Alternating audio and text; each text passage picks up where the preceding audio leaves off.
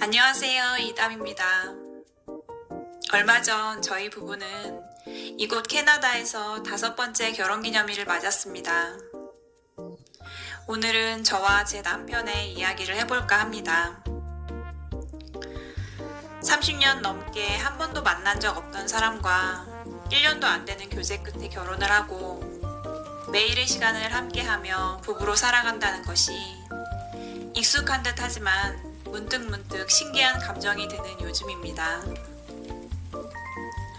저는 30대 초반까지는 결혼이라는 제도가 저에게 맞는지에 대한 고민이 있었습니다. 시대에 따라 부부의 모습이 좀 더 다양해지고 있지만 결혼을 결심하는 사람들의 대부분은 오랜 시간 행복한 삶을 꿈꿀 것입니다.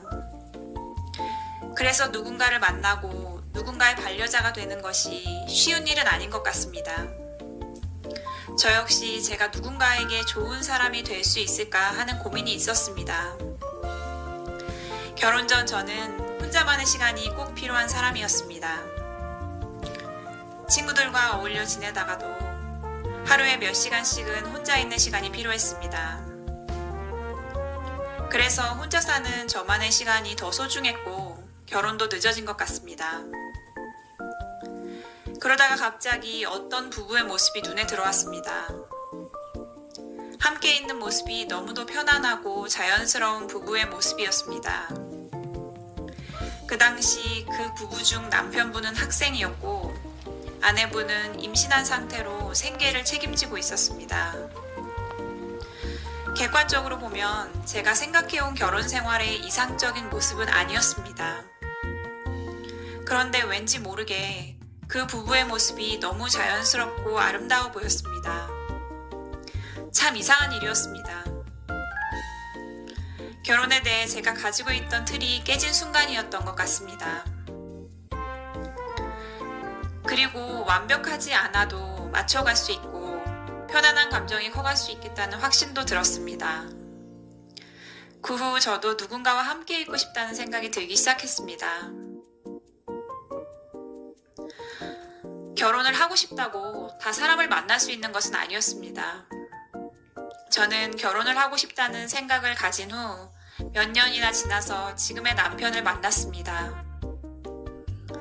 처음 만났을 때 제 이야기를 잘 들어주는 그 사람이 좋았습니다.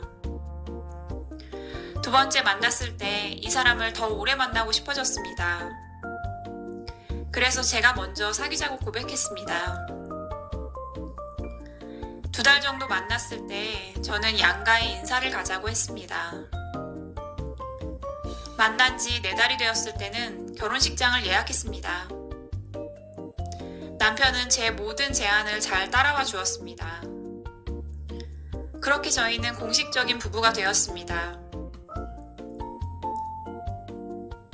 저는 제가 꽤 괜찮은 사람이라는 근거 없는 자만감이 있었습니다. 결혼 전 저는 약골이긴 했어도 겉으로 드러나는 병은 없었습니다. 그리고 저는 온실 속 화초까지는 아니었지만 평범한 가정에서 자랐고 웃음이 많은 학창 시절을 보냈습니다. 남편은 저와는 조금 다른 학창 시절을 보냈습니다. 고등학교 때 어떤 이유로 자퇴를 하고 검정고시를 봤다고 합니다. 처음 남편의 이야기를 들었을 때 약간 당황했지만 힘든 상황을 포기하지 않고 잘 견뎌낸 것이 대단하다는 생각이 들었습니다. 그리고 어려움을 극복해본 경험이 귀하다고 생각했습니다. 저는 결혼을 하고 6개월이 지난 시점에 아토피 피부염이 폭발했습니다. 그때부터 제 성격과 모습은 완전히 다른 사람이 되었습니다. 심할 때는 진물과 각질로 뒤덮여 있었고 쾌활했던 성격은 짜증이 늘어가다가 어느 순간 한마디도 안 하는 날이 늘어났습니다. 남편의 입장에서 보면 이건 어쩌면 사기 결혼이라고 생각할 수도 있을 것 같습니다. 결혼 전과 후가 완전히 다른 사람인 것 같은 제 모습에 저도 당황했지만 남편도 많이 당황했을 것입니다. 그런데 참 고맙게도 지난 시간 내내 남편은 겉과 속이 다 바뀌어버린 것 같은 제 모습을 잘 받아주었습니다. 그리고 치료하는 모든 과정에 열정적으로 함께 해주었습니다. 누군가의 겉옷을 벗기는 것은 매서운 바람이 아니라 따스한 태양빛이라는 동화 속 이야기처럼 저의 차갑게 얼어붙은 마음에 온기를 돌게 한 것은 어떤 훈계가 아니라 남편의 오랜 기다림과 따스한 미소가 아니었나 생각해 봅니다. 만약 상황이 바뀌어 남편이 저처럼 아팠고 일을 못했다면 저도 남편처럼 똑같이 할 수 있었을까요? 쉽지 않은 질문인 것 같습니다. 그렇게 피부염을 관리하며 백수로 지내던 지난 시간 동안 저에게 남편은 꼭 필요한 사람이 되었습니다. 그리고 저는 혼자 있는 시간도 좋아하지만 남편과 함께 있는 시간이 더 좋은 사람이 되었습니다. 저도 제가 이렇게 변할 줄 몰랐습니다.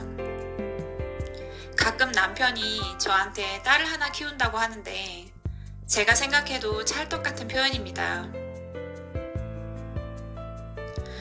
한국에 살 때는 시댁과 형님 댁이 저희 집에서 5분 거리에 있었습니다. 일주일에 적어도 한 번 이상 만나 식사도 하고 이런저런 이야기도 하고 지냈습니다. 남편이 출근하고 나면 저 혼자 시댁에 가기도 하고 어머님이 바쁘실 땐 아버님 병원에 함께 가드리기도 했습니다. 그리고 제가 혼자 병원에 간다고 하면 어머님이 자주 함께 가주셨습니다. 철마다 다른 김치와 반찬들을 거의 매주 시댁에서 가져다 먹었습니다.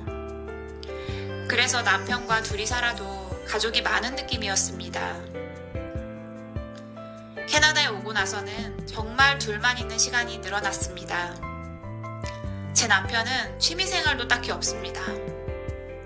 남편의 유일한 취미생활은 저와 함께 장을 보러 가는 것입니다. 그래서 남편이 가게에 나가는 시간을 제외하고는 저희는 늘 함께 시간을 보냅니다. 사람은 다 때가 있는 것 같습니다. 부모로부터 양육을 받을 때, 독립할 때, 그리고 누군가와 함께 살 준비를 할 때, 함께하는 시간을 즐기며 감사할 때, 그리고 언젠가 혼자 남을 준비를 해야 할 때, 저에게 있어 지금은 남편과 함께하는 시간을 즐기며 감사할 때인 것 같습니다. 매일 반복되는 일상인 것 같지만 매일 새로운 것들이 있습니다. 자세히 보면 어제와 다른 풍경이고 그래서 새로운 하루입니다.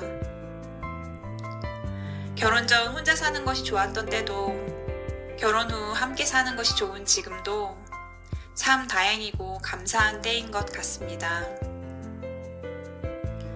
살아가는 모습은 다 다르지만 누구나 유한한 삶을 살아갑니다. 언제가 끝일지 아무도 모르기에 그래서 지금 이때를 잡아야 하는 것 같습니다. 오늘도 저의 이야기와 함께 해주셔서 감사합니다. 곁에 계신 분들과 소중하고 건강한 하루 보내시기 바랍니다. 제 이야기에 공감하셨다면 구독과 좋아요 부탁드리겠습니다.